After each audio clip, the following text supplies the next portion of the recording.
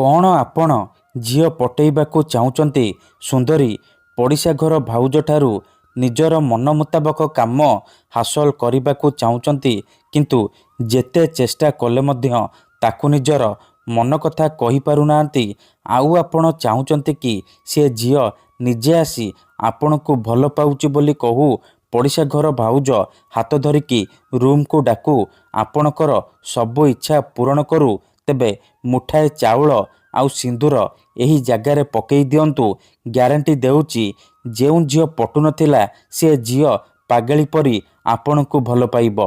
ପଡ଼ିଶା ଘର ସୁନ୍ଦରୀ ଭାଉଜ ହାତ ଧରିକି ରୁମ୍କୁ ଡାକିବ, ଯାହା ଚାହିଁବେ ତାହା କରିବ।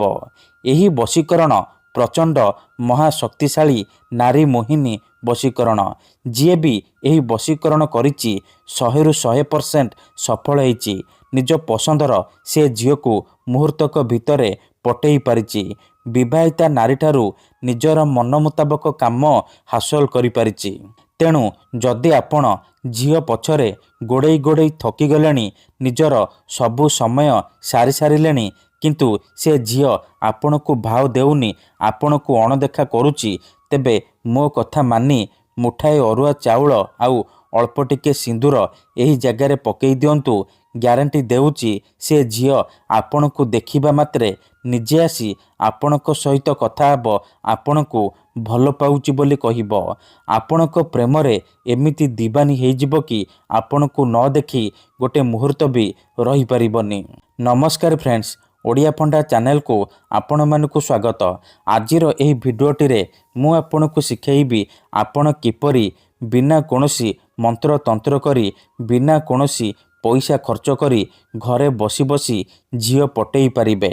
କେଉଁ ବି ବିବାହିତା ନାରୀକୁ ପଟେଇ ପାରିବେ, ତାଠାରୁ ନିଜର ମନ ମୁତାବକ କାମ ହାସଲ କରିପାରିବେ। ଆପଣ ଭାବୁଛନ୍ତି କି ଚାଉଳ ଆଉ ସିନ୍ଦୁରର ସାହାଯ୍ୟରେ ଆପଣ କିପରି ବଶୀକରଣ କରିପାରିବେ? ଆଜ୍ଞା ହଁ, ଇଏ ସତ। ଆମର ତନ୍ତ୍ରଶାସ୍ତ୍ରରୁ ମୁଁ ଆଜି ଆପଣଙ୍କ ପାଇଁ ଚାଉଳ ଆଉ ସିନ୍ଦୁରର ଏମିତି ଏକ ମହାଶକ୍ତିଶାଳୀ ବଶୀକରଣ ନେଇ ଆସିଛି, ଯାହାକୁ ଆପଣ କରିଦେଲେ ସୁନ୍ଦରୀରୁ ସୁନ୍ଦରୀ ଝିଅ ବା ସୁନ୍ଦରୀ ଭାଉଜକୁ ଅତି ସହଜରେ ନିଜର କରିପାରିବେ। ତାଠାରୁ ନିଜର ମନ ମୁତାବକ କାମ ହାସଲ କରିପାରିବେ। ଶାଶୁ, ନଣନ୍ଦ, ଦିଅର, ଭାଉଜ କାହାକୁ ବି ନିଜ ବଶରେ କରି ତାଠାରୁ ମଧ୍ୟ ନିଜର ମନ ମୁତାବକ କାମ ହାସଲ କରିପାରିବେ। ତେବେ ଏହି ବଶୀକରଣ କରିବା ସବୁଠାରୁ ସହଜ। ଏହାକୁ ଆପଣ କିପରି କରିବେ, କେମିତି କରିବେ, ଚାଉଳ ଆଉ ସିନ୍ଦୁରର ସାହାଯ୍ୟରେ ଆପଣ କିପରି ଝିଅ ପଟେଇ ପାରିବେ, ମୁଁ ଆପଣଙ୍କୁ ଶିଖେଇବି। ସମ୍ପୂର୍ଣ୍ଣ ପ୍ରୟୋଗ ବିଧି ଠିକ୍ ଭାବରେ ଶିଖେଇବି। ଜାଣିବା ପାଇଁ ଭିଡ଼ିଓଟିକୁ ମୂଳରୁ ଶେଷ ପର୍ଯ୍ୟନ୍ତ ପୁରା ଧ୍ୟାନ ସହିତ ଦେଖନ୍ତୁ।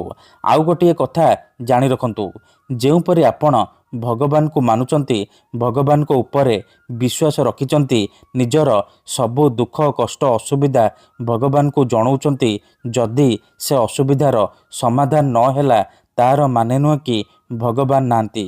ସେହିପରି ମନ୍ତ୍ରତନ୍ତ୍ର ହୁଏ, ବଶୀକରଣ କାମ କରେ, କିନ୍ତୁ ଏହାକୁ ଆପଣଙ୍କୁ ସିଦ୍ଧ କରିବାକୁ ପଡ଼ିବ।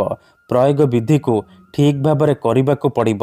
ମୁଁ ଆପଣଙ୍କୁ ଯେମିତି ଶିଖେଇବି ଆପଣଙ୍କୁ ଠିକ୍ ସେହିପରି କରିବାକୁ ପଡ଼ିବ। ତେବେ ଯାଇ ମୁଁ ଆପଣଙ୍କୁ ଗ୍ୟାରେଣ୍ଟି ଦେଉଛି, ଆପଣ ଯେତେ ସୁନ୍ଦରୀ ଝିଅ ବା ସୁନ୍ଦରୀ ଭାଉଜକୁ ଚାହିଁବେ ମୁହୂର୍ତ୍ତକ ଭିତରେ ନିଜର କରିପାରିବେ। ତାଠାରୁ ନିଜର ମନ ମୁତାବକ କାମ ହାସଲ କରିପାରିବେ।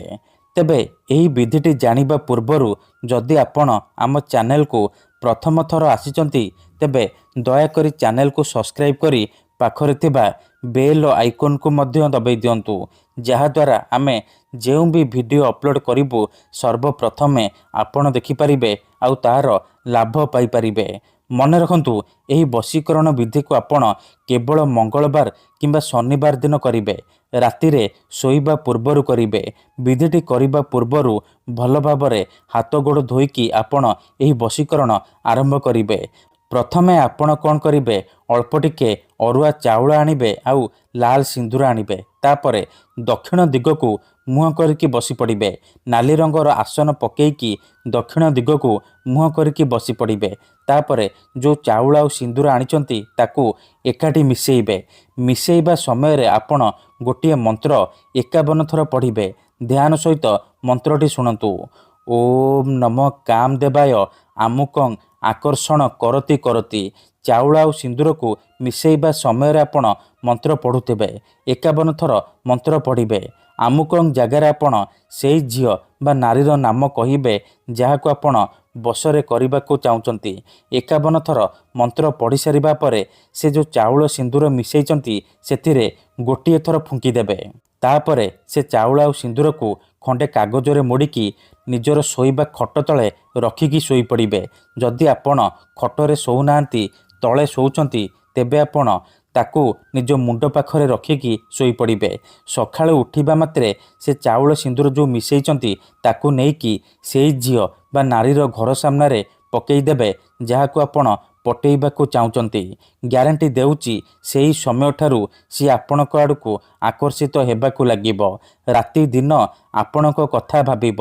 ଆପଣଙ୍କ ପ୍ରେମରେ ଏମିତି ଦିବାନୀ ହେଇଯିବ କି ଆପଣଙ୍କୁ ନ ଦେଖି ଗୋଟେ ମୁହୂର୍ତ୍ତ ବି ରହିପାରିବନି। ଧନ୍ୟବାଦ।